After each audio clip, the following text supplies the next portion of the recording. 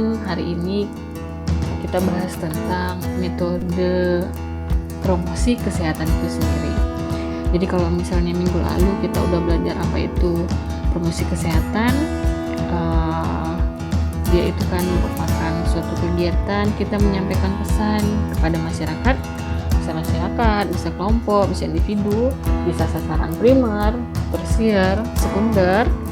Kemudian pesannya sampai, pengetahuan meningkat, kemudian masyarakat mau dan mampu untuk mengubah perilakunya. Oke.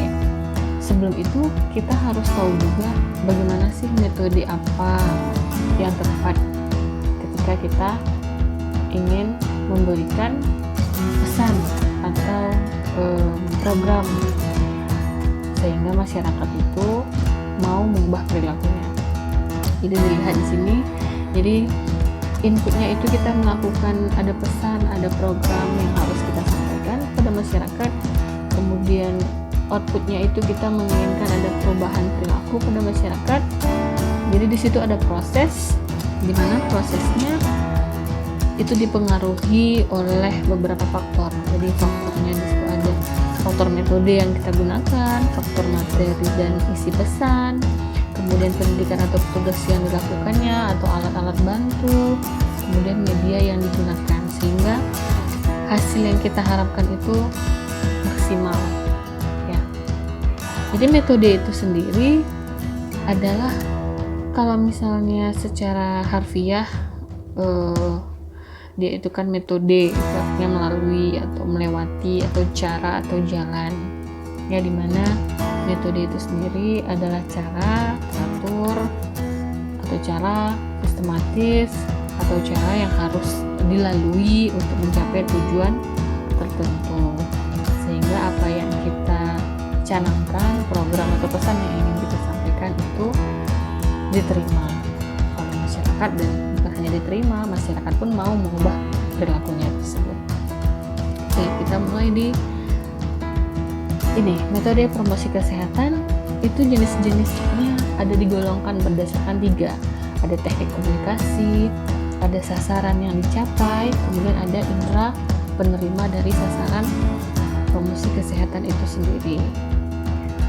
Oke, kita masuk ke yang pertama, yaitu mengenai ini, metode promosi kesehatan berdasarkan teknik komunikasi. Ya, tadi berdasarkan teknik komunikasi itu ada 2. Yang pertama metode penyuluhan langsung dan metode penyuluhan tidak langsung. Kalau kita lihat pada gambar, itu terlihat bahwa ada gambar orang melakukan penyuluhan secara langsung di dekat orang ramai. Jadi kalau misalnya dari teknik komunikasinya jelas ya, metode langsung, penyuluhan secara langsung berhadapan, kemudian tatap muka dengan sasaran yang kita inginkan.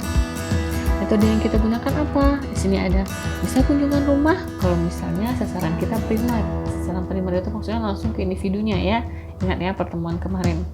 Kemudian bisa ke pertemuan di balai desa, bisa ke pertemuan di posyandu. Jadi intinya metodenya penyuluhan langsung, bertatap muka langsung. Kemudian kita yang kedua, berdasarkan teknik komunikasi, metode promosi kesehatan ada penyuluhan tidak langsung. Tidak langsung itu jelas, kita ingin menyampaikan pesan tetapi dengan tidak bertatap muka secara langsung dengan sasaran, tetapi kita menyampaikan pesannya dengan melalui media. Oke, ini di gambar ada media spanduk tentang pencegahan COVID yang kita bisa lihat di banner-banner, kita bisa lihat spanduk baliho, dan juga kita bisa lihat di flyer-flyer site online dan offline sekarang ya. Jadi metode penyuluhan tidak langsung ini dengan menggunakan publikasi dalam bentuk media cetak, ada juga melalui pertunjukan film, ada juga dengan misalnya video yang diupload ya, yang bisa dengan animasi bergerak, tidak dengan tatapan langsung atau tidak berhadapan langsung. Itu tadi ya yang berdasarkan teknik komunikasi. Ada 2, penyuluhan langsung dan penyuluhan tidak langsung. Kita sekarang masuk ke metode promosi kesehatan berdasarkan sasaran yang ingin dicapai. Ingat tadi ada 3 sasaran yang kita capai. Yang pertama pendekatan perorangan atau individual ya. Kemudian ada pendekatan kelompok, kemudian ada dengan menggunakan pendekatan massal atau publik.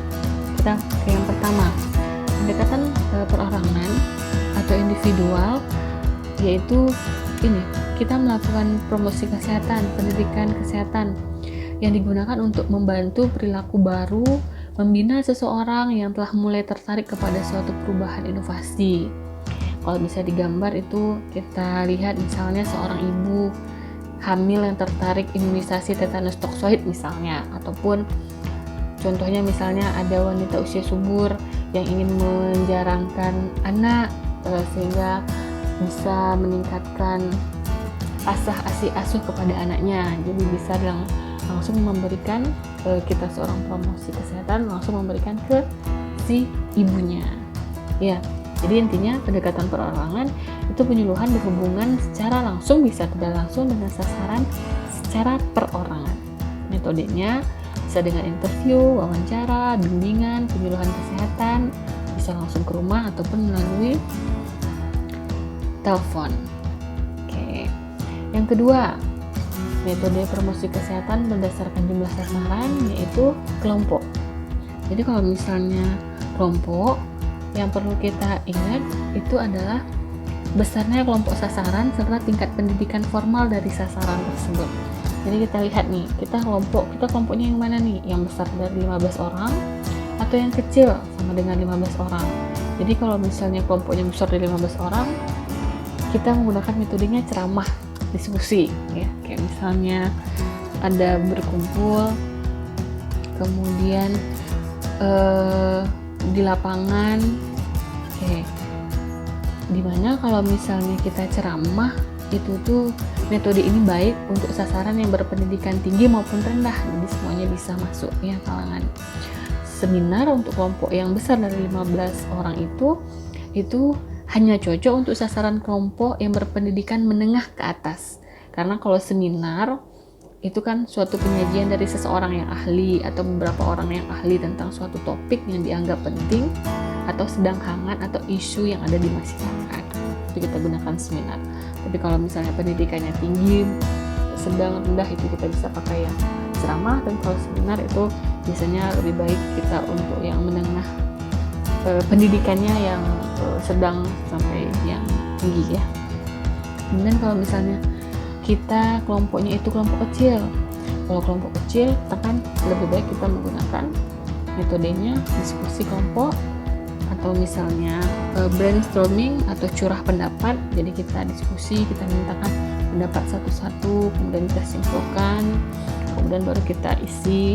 Kemudian dengan role play misalnya kita dengan melakukan bermain peran, kemudian dengan demonstrasi atau simulasi, atau kita buat FGD, fokus grup diskusi, dan baru kita melakukan, kita sampaikan promosi atau pesan kesehatan yang ingin kita berikan. Oke, kemudian yang ketiga, metodenya berdasarkan sasaran itu pendekatan massal atau publik ya. Jadi ini merupakan metode pendidikan kesehatan yang dipakai untuk mengkomunikasikan pesan-pesan kesehatan yang ditujukan kepada masyarakat yang sifatnya massal, ramai, publik. Jadi kayak misalnya digambar itu langsung ke petugas memberikan penyuluhan, ayo pakai masker misalnya kayak sekarang, ayo jangan berkumpul, kita cegah COVID misalnya gitu. Jadi itu merupakan pesannya sekaligus ke sasaran yang jumlahnya besar ya. Metode yang bisa kita gunakan misalnya pertemuan umum, pertunjukan kesenian, atau penyebaran tulisan, atau langsung turun ke jalan. Oke, tadi udah yang pertama teknik komunikasi, kemudian yang kedua tentang jumlah sasaran, kemudian yang ketiga. Yang ketiga itu berdasarkan indera penerima. Indera penerima itu ada dua.